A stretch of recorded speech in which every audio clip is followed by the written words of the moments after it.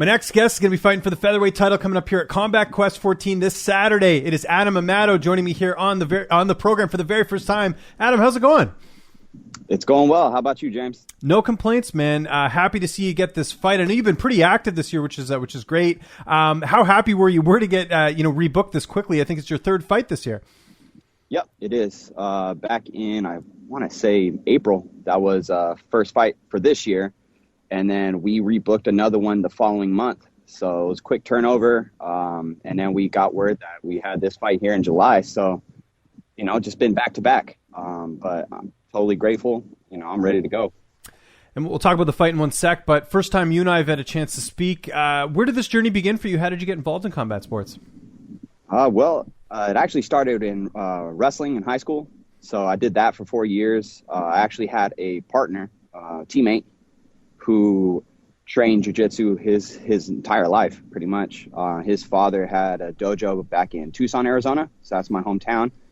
Now, immediately following high school, he, just started chirping in my ear like, hey, you might want to think about getting a jiu-jitsu, since wrestling's over, like, you might want to try it. So, I did. I fell in love with it, did it for 2 years, got my blue belt in the gi. But during that time, they were telling me like, hey, maybe you should try getting into mixed martial arts. So it was an idea that I had, but during that period of in my life, I was getting to the Air Force. And so just going through that whole process, so I had to put, training on the side, quick pause. And then I got stationed out here at Tampa, Florida. And it just so happened that one of the individuals that I worked with was a fight manager. And so he pointed me to the direction of where I am now over at Team DEF4 with Coach Daniel. And the rest is history, just kind of took off from there. How much have you sort of relied on your experience in the Air Force in terms of, having to be organized, having to be mentally tough? I mean, those are all things that not everyone can, be in the Air Force, so to speak. And I feel like it kind of goes hand in hand in fighting. Have you noticed that throughout your career? In a bit, as a matter of fact, because, a lot of the things that you learn in the military, being disciplined, like punctual, just being very, like attention to detail. It's really translated over to mixed martial arts, especially when it comes to like training, working out. I'm very detailed with, what I'm doing, what I'm eating, where my energy levels are at. So, it's kind of helped me quite a bit as far as like having to juggle so many different things in my life. Just be able to handle that kind of that pressure, so it's done me well. And so it's been good. And making time for fight week interviews too, right? So you're very organized. I appreciate that, man. It's absolutely great. If someone hasn't seen you fight before, if you could sort of pick one fighter that you think your style sort of reminds you of, who comes to mind when I say that? Or we could do like a hybrid. Maybe like you have like, similar boxing to someone and maybe a, ground game to someone. I'm not sure. Whew.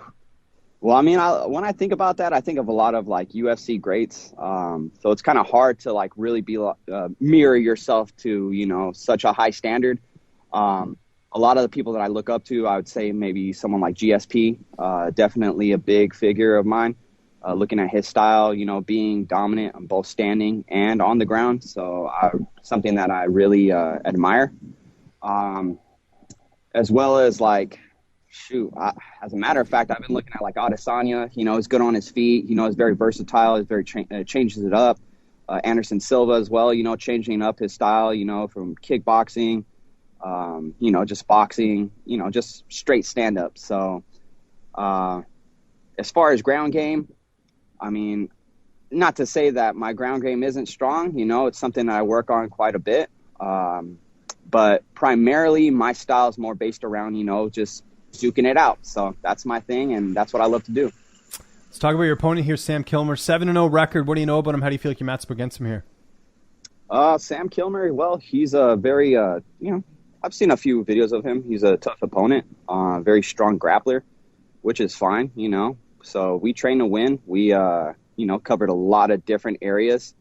But, his stand-up's a little undeveloped. So, it's somewhere, it's an area that I think I will definitely, I guess, beat him at. So, stand up, that's where I plan to have this fight go. I know he's going to try to take me down. So, just, make sure the defense is on point and, keep throwing some volume at him. So we'll see how that goes. Who've been some of your main training partners for this camp? We do have Blake Smith. He's a pro fighter right now. We also have Brandon Lewis, another pro fighter. And then we have Tyler Keating. So he is actually the featured bout in the same card. Yep. So, just those three. And as well as like a few other individuals that are in and out of the gym. But for the most part, it would be those three that have been the most consistent within my camp. Imagine the weight cut's going well. You seem like you're in a good mood. I know it's Monday, but still, everything looking good? Oh, yeah. Everything's good. Again, I'm always on point with my weight. I've never missed weight for any of my fights. Never had an issue weight cutting. So it's definitely something that doesn't really bother me. So I'm always on top of it. Who's going to be in your corner for this fight on Saturday? Right now, I'm looking at having my coach, Devin Acosta. He's going to be, he's been working with me on wrestling quite a bit. And then, of course, Coach Daniel Mendoza de Hurtado. So, those two right now. We will try to get Tony Way. So he's my jiu-jitsu instructor. So we will see if he has the time to make it out. And if he doesn't, that's fine, But for the most part, those two individuals, Devin and Coach Daniel. How's this fight playing out on Saturday? Well, shoot. It's going to be a good one.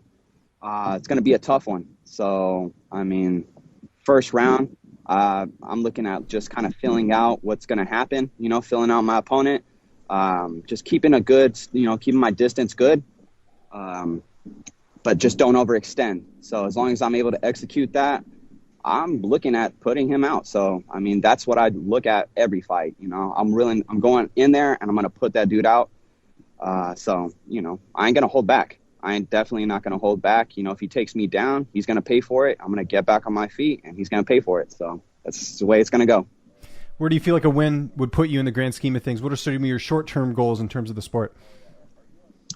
Short-term, this being going to be my third title as an amateur, and we're looking to go pro here shortly. So that's going to be my main focus right now is going pro, making sure that, all my ducks are in line. So, we'll see what happens later in the year as far as getting on a pro card. But right now, just getting, just getting ready for that.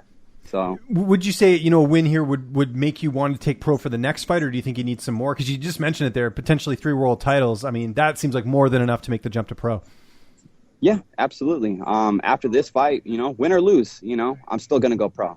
I've been been in the amateur circuit for a little while now. It's been about 4 years. I've had a bunch of good opponents that I've went against, especially, about like the last 3 opponents that I've went against. Very tough fighters, definitely challenged me, that kind of just brought that grit, I guess you could say, so I had to really dig deep, having a, big heart, especially in these fights is definitely what pushed me through. Just staying focused. So honestly, I feel like I'm ready to go pro now, but, they mentioned why not this collect fight some more to me. hardware in the process, right? Makes sense. Yeah, might as well. As well. That's good. What about downtime? I know you don't get much of it. You're a busy guy. You got training. You got everything else going on. But what are some of your hobbies outside of the sport? Outside of the sport, I love swimming. I love swimming a lot. I like going out in the open ocean, swimming laps. It's one of my biggest things that I love doing. Recovery is another big one for me. As a matter of fact, over at Chill Therapy here in Tampa, Florida, we did flotation therapy. So it was something new that I've decided to try, give it a shot, and it was actually pretty interesting. So, I like trying different things like that. I have 2 dogs. I have an Australian Shepherd. I have a Dutch Hound Retriever mix. Love them to death. I take them on runs all the time, so they're definitely my running buddies. Aside from that, I like going to the beach, hanging out. And, you got it made living in Tampa. I've seen some of the beaches out there. It's awesome. I'd be out there every day if I was the same way. By the way, the float thing, I got a gift certificate to go to a float at Christmas. I still haven't used it yet. It's not because I don't want to go. I just haven't made the time to do it. But hearing you go, it's very intriguing. I do got to check it out. So you recommend it, is what you're saying? Oh, absolutely. Definitely a big way to get into some deep relaxation.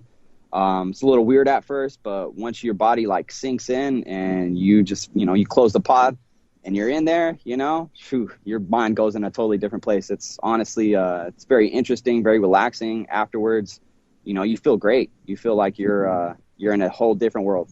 It's awesome. And I got to ask this just as a Canadian, Tampa Bay Lightning are in the Stanley Cup final. Does that matter to you at all? Do you even care about hockey? I'm just curious as someone from the outside. Well, I mean, being in Tampa for 4 years now, I mean, I hear about the Tampa Bay Lightning everywhere I go. So to see them in another Stanley Cup final is pretty cool. I myself am not a big hockey enthusiast. However, you know, it's cool to see the city getting some attention that it deserves. So I think them being in there is a great thing, and I wish the best of luck to them. So let's see if they can bring another one home. Yeah, game 1 is tonight. Just FYI, I don't know if you'll catch the highlights, but just point that out as well. So there you go. But Adam, thanks so much for doing this, man. I know it's fight week, like I said. Anyone you want to thank, any sponsors, any social media you want to plug, I'll give you the last word. Well, I will thank Team Reaper. Ryan over at Team Reaper has been a big help as far as getting like fight T-shirts, my logo out there. So big thank you to Team Reaper. Big thank you to my team, Team Def4, and aside from that, over at Gracie Palm Harbor as well. So good on them. They've been a lot of help in this camp. Even outside of the camp, you know, I love going over and rolling out over there with them. But aside from that, that's all I got to say, James.